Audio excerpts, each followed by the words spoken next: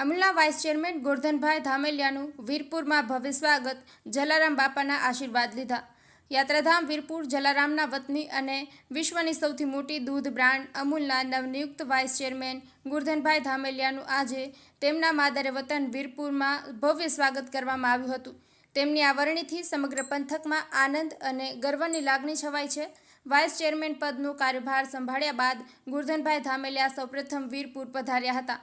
અહીં તેમણે પૂજ્ય જલારામ બાપાના પાવન ચરણોમાં શીશ ઝુકાવી આશીર્વાદ પ્રાપ્ત કર્યા હતા, જે તેમની માતૃભૂમિ પ્રત્યેની ભાવના અને સંસ્કારિતા દર્શાવે છે।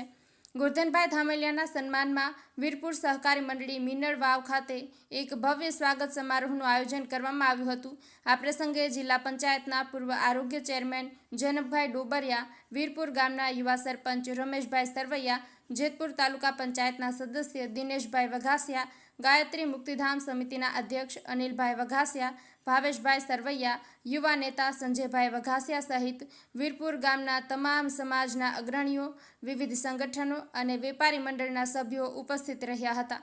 સૌએ ગોરધનભાઈ ધામેલિયાનું ઉષ્માભર્યું સ્વાગત અને અભિવાદન કર્યું હતું।